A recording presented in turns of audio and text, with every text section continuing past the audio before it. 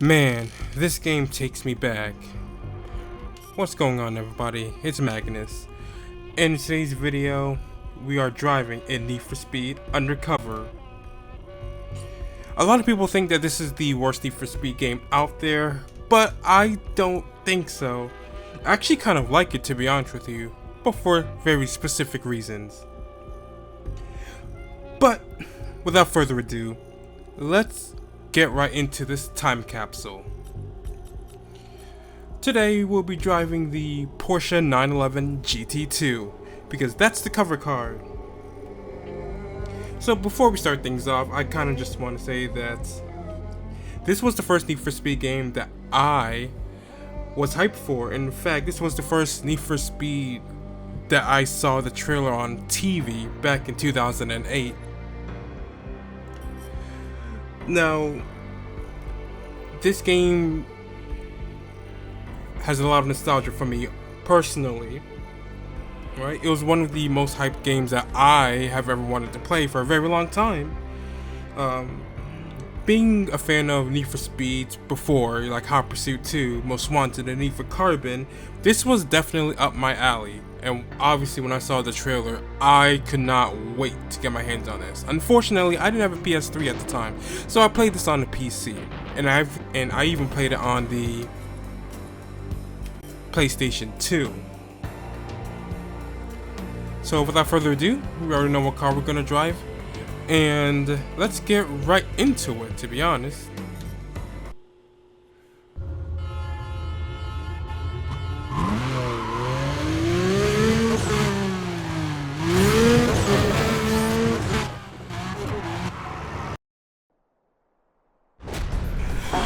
Okay, so we've entered our first race in the Gold Coast Mountains in the Porsche 911 GT2.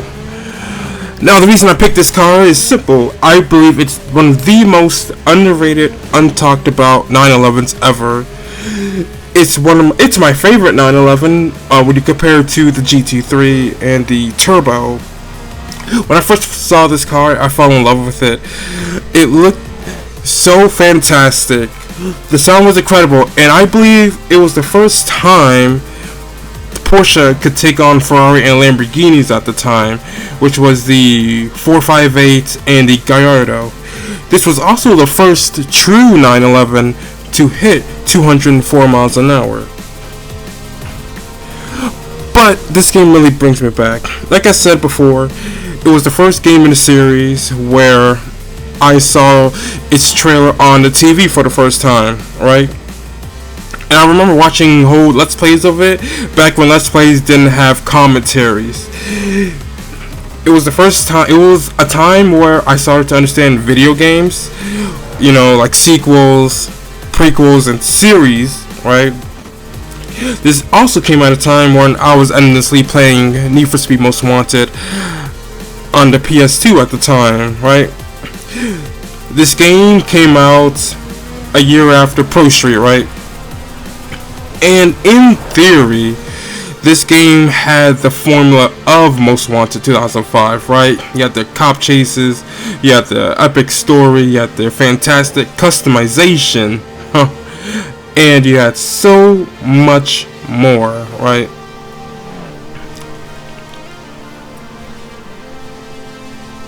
Right, this was the first game I was actually hyped for, right? Like I said, it was the first trailer. It was the first game in the series where I saw the trailer on TV.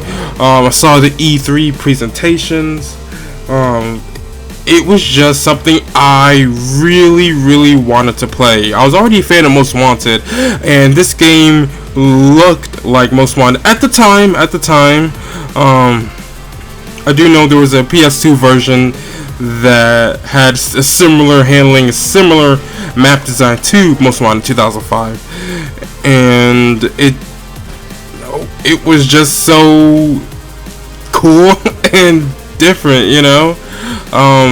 The car list was amazing. We'll get to the car list and the pursuit mechanics a little later in the video, but it was just something. It was just a game that I, for some reason or another, right, just wanted to play more than anything in the world, right? But as we finish off this event and go to our outrun events, right? This game actually had two unique game modes, similar to the Carbon Canyon duels, but we'll get to that in a moment.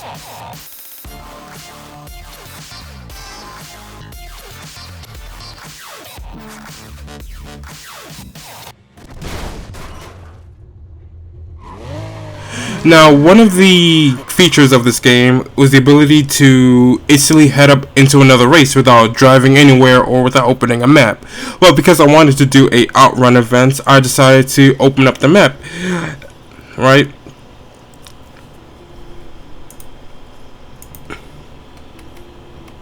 Now, this is one of the unique game modes that this game had. It's essentially a 1v1 where you have to overtake the opponent and stay in front of them for the entire timer, right?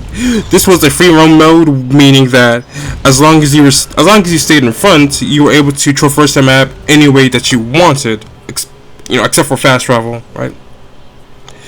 So a large majority of the community actually hated this game and still hate this game, which I can understand for many reasons. The number one thing people criticize the most is the handling.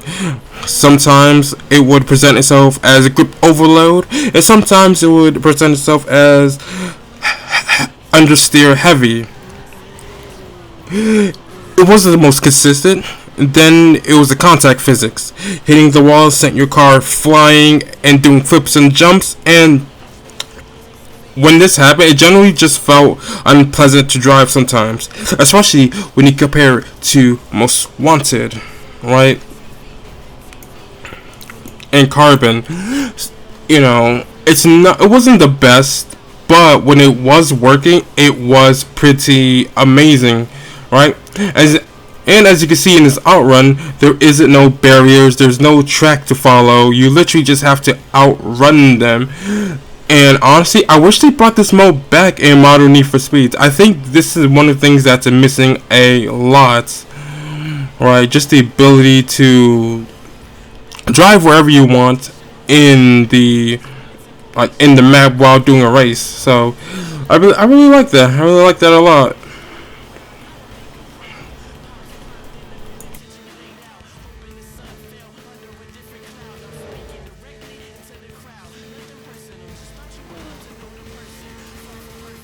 And as you can see, we have 35 seconds left on the clock, or close to it anyways.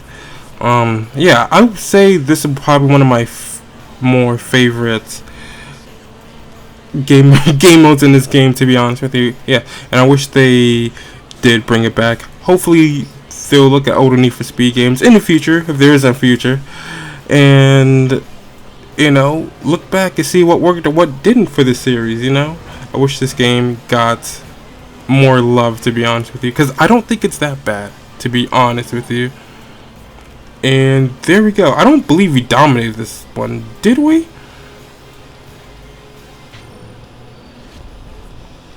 Okay, no, we didn't. So that's another thing with this game, right? So they would have challenges where, not essentially challenges, but they would have a time for you to beat, and if you beat it, you would dominate, which will grant more attributes to your cars and driving character. So that was also a nice feature as well. And I do love this 911. I love this car so much, dude. Oh my goodness. I'm glad that it made the cover car, because this car is so nice.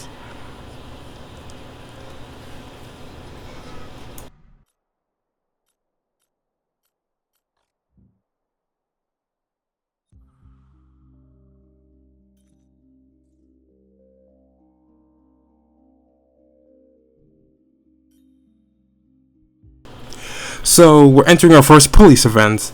So the main theme of this game is that you're an undercover cop that needs to take down a criminal gang of street racers.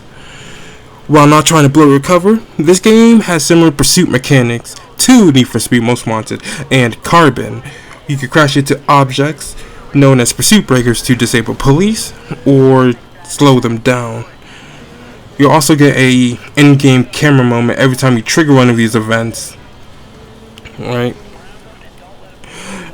I like to say it's a carbon copy of the milestones presented in Most Wanted, when you have to do individual objectives to challenge the blacklist racer, right? So I remember, I think it was Ming or Jules, where you had to dodge spike strips in a roadblock. These events sort of mimic that, except they're not as diverse, right? You have three types of pursuit events. You have cost of state, which you have to ram into as many things as possible within the time limit to occur a certain cost of state penalty. You have evasions, where you have to evade them within like a particular amount of time. And then you have police takedown, which, you know, as it states, you need to take down this many police within the time limit, right? And just like Most Wanted and Carbon, you'll also have cooldown spots where if you park in a particular location, your cooldown will be increased drastically. Like the rate of the cooldown will be increased drastically. Right? And also, this game, you can also steal cars in various missions and stuff, so that was also pretty cool at the time. I felt like that was a nice touch to it.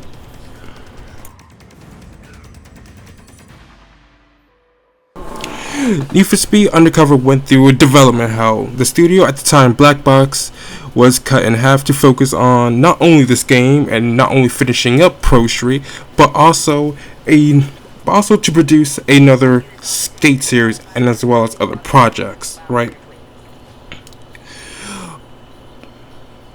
Because of this game not having the time it needed to finish developing, the game was full with bugs, bad AI, bad visuals, and overall felt unfinished. Like there was so much more potential to be there. The game was estimated to sell 5 million copies when it was all said and done, and counted for all 12 systems included. Need for Speed Undercover was codenamed The Chase back in 2007, and later Most Wanted 2, as it was going to serve as a direct sequel to Need for Speed Most Wanted.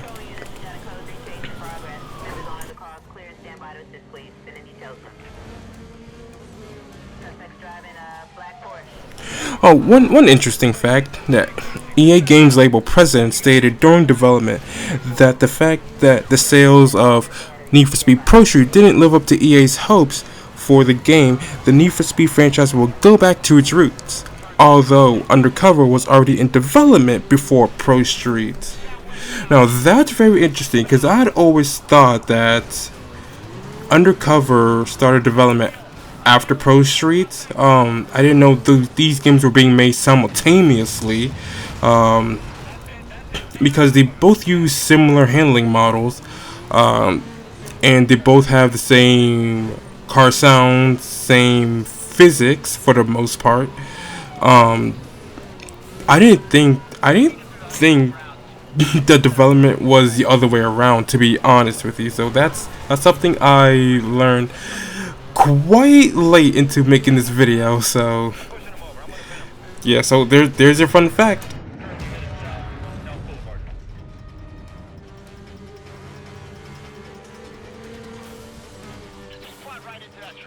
So yes, that's kind of interesting. I am going to allow you guys to watch the rest of these pursuit events before we move on to the checkpoint race. So see you then.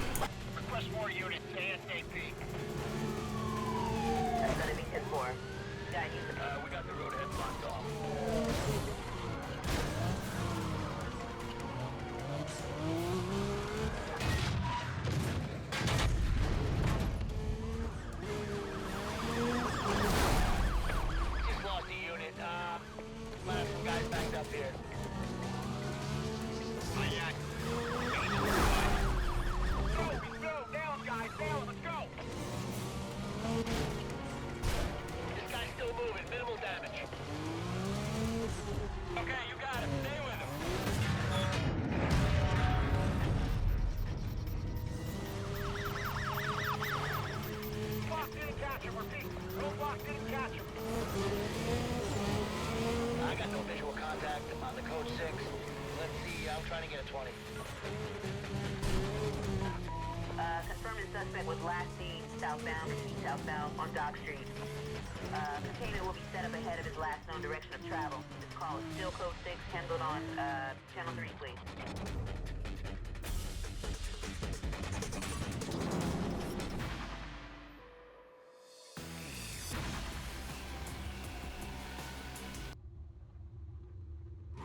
Any word on the districts from this guy? No one's got anything.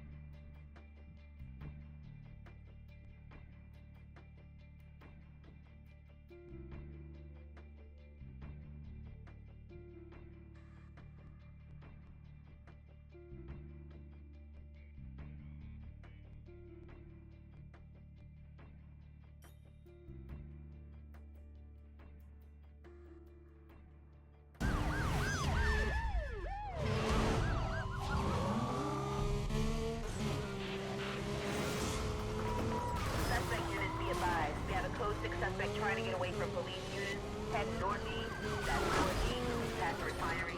Call will be handled on channel 1. Suspect's driving a black Porsche.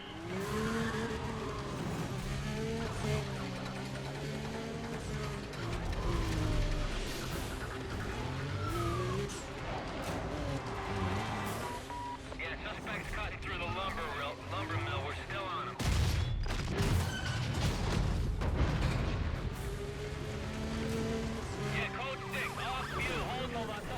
Just hit me inside.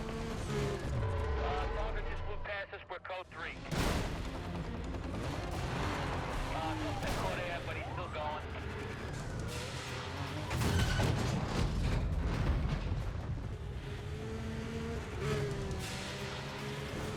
The code 6 is off view. Hold on, I'm looking for him. Yeah, we got him. Pulling up on his 6 now.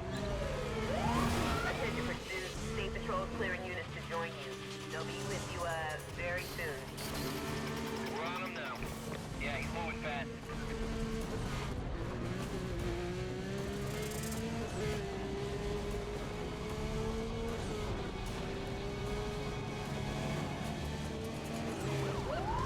Suspect just turned east. Pull back. Taking him out. Suspect MVA. Suspect MVA. I got him.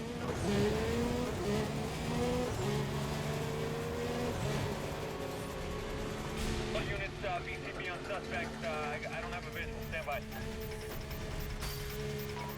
All units, the suspect was last seen eastbound on East Side Boulevard. I do have a go to set up on containment. Switch over to channel 3 and stand by, please.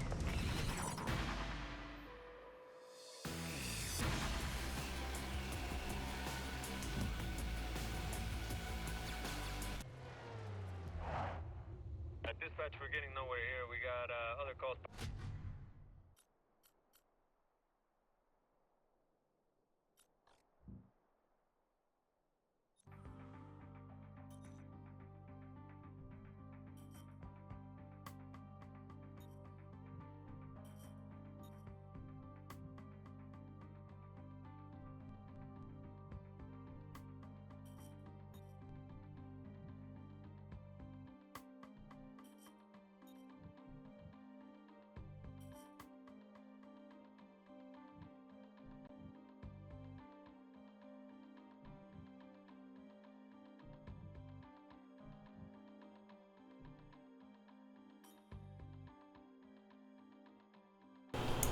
Okay. So we're at this checkpoint race, right? Now, back in the day when these types of games existed, it wasn't simply going from point A to point B. Normally we would have a set amount of time to reach a particular checkpoint. Once we reach that checkpoint, we will then be given more time to reach the next checkpoint, and we'll just be continuing the cycle, so on and so forth, until we reach the finish line. So, you know, that's about it. Now, despite Need For Speed Undercover's hellish development and launch, there are quite a few things that this game does surprisingly well. Number one, the car list. I think to this day, this has one of the best car lists that I've seen in this series. It has everything from a Nissan 240SX to the Audi R8 and even the Bugatti Veyron. Some of the hottest cars from the 07 to 09 model year, and I could go on and on. They got the Ford Shelby GT500 KR, the 911 Turbo, the Aston Martin DB9. So a very, very solid solid car list. I mean, whew, that was close. And then we actually do get to the soundtrack. I can't tell you how many times I've gone on walks just listening to this game's soundtrack. You know, OSTs like Underworld, Glomp Bucket, and even the Pursuit music to an extent. I think the Pursuit music is probably second to best. Well, no, I scratched that. Third to best. You know, because I think Hot Pursuit's the best, followed by Most Wanted 2005, and then you have this game's soundtrack. You know, I think it's alright. A lot of people don't. It varies on opinion, to be honest with you. The way the cars are categorized, I also think it's pretty nice. You have American, European, and Japanese. You know, they're not just all bunched up together like in most games. You have the Pagani Zonda. I can't, besides Hot Pursuit 2010, I can't remember the last time a Need For Speed game had the Pagani Zonda in their game. Excuse me. I know we got the Wyra and the Wyra BC following Most Wanted 2012 and forwards. But I think overall, yeah, I don't think anybody can complain about this car list. And the customization. Even though I'm not full into customization, I think this is the second game that allows you to set different wheels and I believe even customize the stock wheels. Not paint or anything, but the size, the width, all that good stuff. I think this is one of the few games where I've actually went out and actually did visual customizations to the cars. I think cars look good standard. So, but that's just my opinion.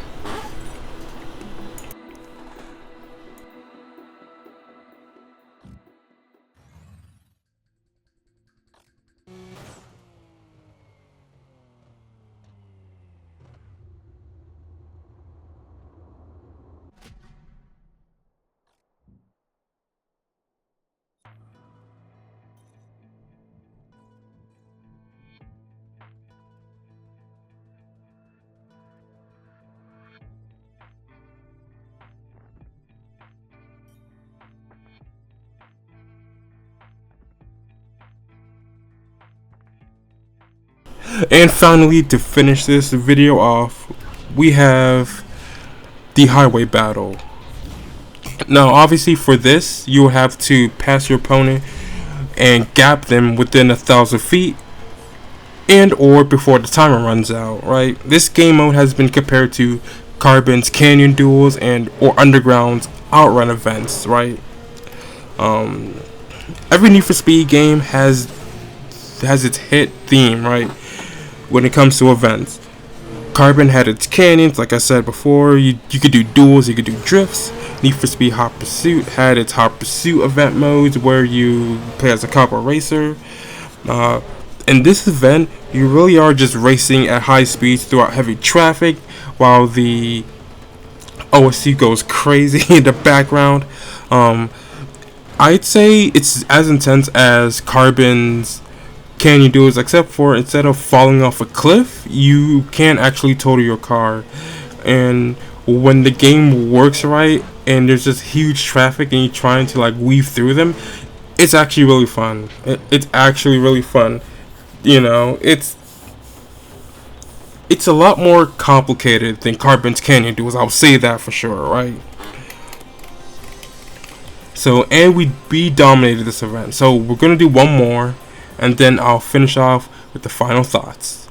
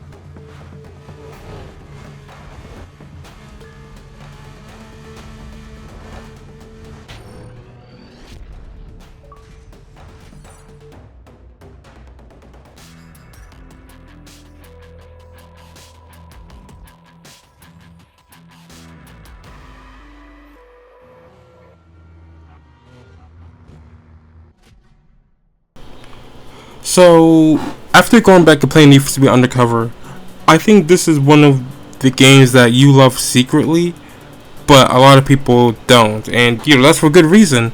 It definitely has its flaws, with the handling being inconsistent, the physics being weird, and the game clearly needing more development time.